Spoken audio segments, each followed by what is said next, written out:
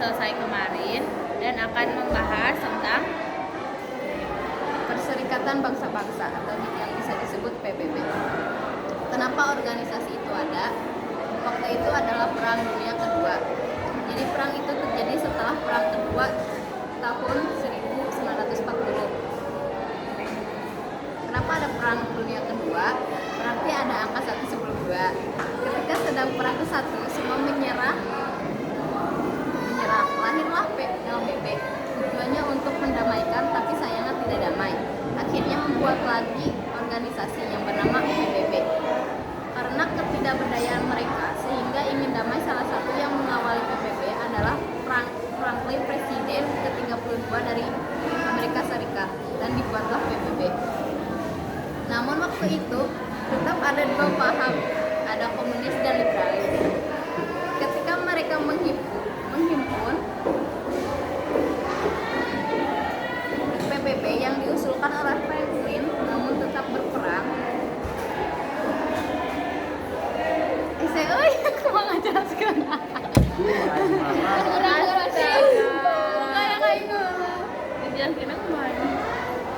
Namun tetap berperang. Baca enggak? baca lah ya. Ketika mereka menghimpun berkumpul di PBB yang diusulkan oleh Franklin, namun tetap berperang dingin, yaitu perang ketiga. Istilahnya perang ekonomi. Kebalik deh. Ketika mereka menghimpun berkumpul di PBB yang diusulkan oleh Franklin, namun tetap berperang,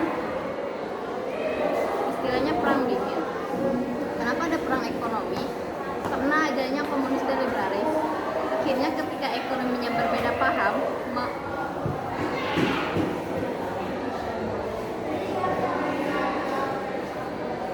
mau berjual tidak bisa. Akhirnya berperang lagi karena tidak mau bersatu pada tidak mau menjual. Komunis menutup akses barang.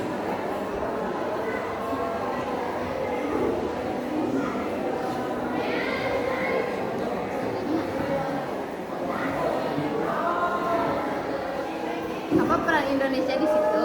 Ikut serta dalam perdamaian dunia dengan cara politik luar negeri Indonesia yang bebas aktif. Bebas dan aktif yang dimaksud di sini bebas untuk memilih mau ke situ lawa dia jadi gimana saya aktif, yaitu memilih. Salah satunya aktif memilih untuk bersikap PBB bahwa Israel harus menghentikan perang terhadap Palestina. Wujudnya Indonesia itu aktif mengambil keputusan untuk menghentikan perang. Sekian dari PBB. Dilanjut dengan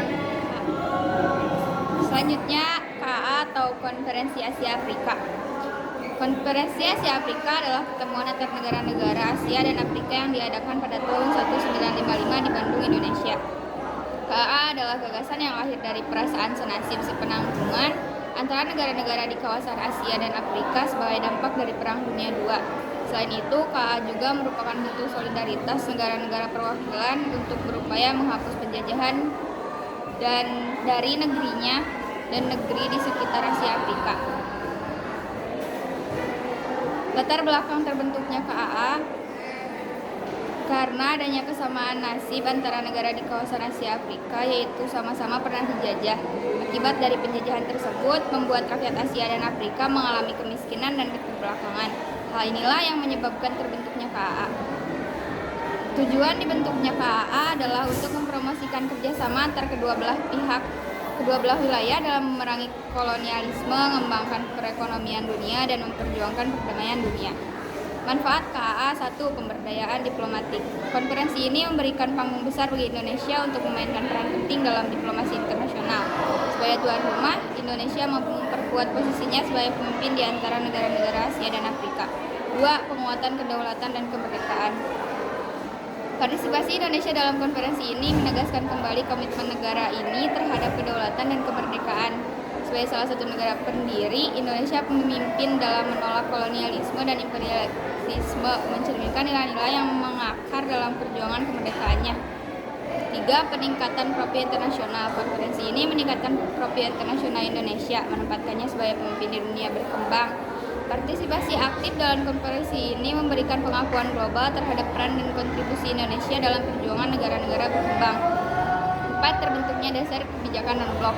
Konferensi ini menjadi awal pembentukan gerakan non-blok yang menempatkan Indonesia sebagai pendukung prinsip netralitas dan kemandirian dalam hubungan internasional. Prinsip ini kemudian menjadi landasan bagi kebijakan luar negeri Indonesia. 5. Penguatan hubungan bilateral dan multilateral. Konferensi ini memberikan kesempatan bagi Indonesia untuk membangun dan memperkuat hubungan bilateral dengan negara-negara peserta. Selain itu, iklim multilateral yang tercipta memungkinkan Indonesia berpartisipasi dalam forum internasional yang lebih luas. 6. Pendorong pembentukan gerakan Selatan-Selatan. Konferensi ini juga menjadi dasar bagi pembentukan gerakan Selatan-Selatan yang mendorong kerjasama antar negara-negara berkembang.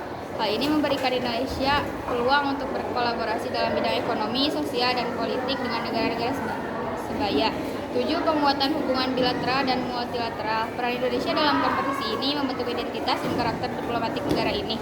Posisinya sebagai perantara antara blok politik besar dan pendukung kebijakan luar negeri yang independen memperkuat posisi Indonesia dalam diplomasi global.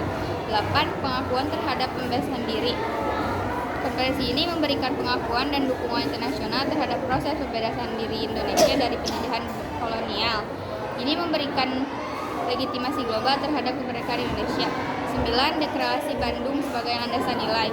Deklarasi Bandung yang dihasilkan dalam konferensi ini memberikan landasan nilai bagi Indonesia dalam menjalankan kebijakan luar negerinya, menekankan pada perdamaian, hak asasi manusia, dan penolakan terhadap kolonialisme. 10. Penguatan sentimen nasionalisme. Konferensi ini memperkuat sentimen nasionalisme di dalam negeri, mengingatkan masyarakat Indonesia akan perjuangan untuk meraih kemerdekaan dan menjadikan Indonesia sebagai pemimpin di antara negara-negara baru merdeka. Sebagai negara yang baru merdeka, Indonesia melalui Konferensi Asia Afrika berhasil menempatkan dirinya dalam peta diplomasi global, memperkuat identitas dan peran pentingnya dalam gerakan kemerdekaan dan pembangunan dunia. Keanggotaan KAA: 1. Afghanistan, 2. Indonesia, 3. Pakistan, 4. Birma atau Myanmar, 5. Filipina, 6. Kamboja, 7. Irak, 8. Iran, 9. Arab Saudi, 10. Ceylon, 11. Jepang, 12. Sudan, 13. Republik Rakyat Tiongkok, 14. Yordania, 15. Suriah, 16. Laos, 17. Thailand, 18. Mesir, 19. Lebanon, 20. Turki, 21. Ethiopia, 22. Liberia, 23. Vietnam Utara, 24. Vietnam Selatan, 25. Pantai Mas, 26. Libya, 27. India, 28. Nepal, dan terakhir Yaman.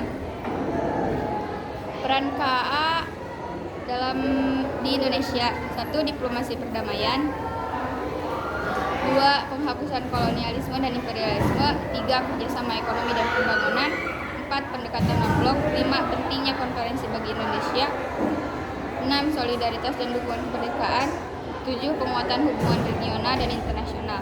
Dengan demikian, peran Indonesia dalam Konferensi Asia Afrika sangat penting dalam membentuk dasar-dasar diplomasi independen dan kemandirian bagi negara-negara Asia Afrika.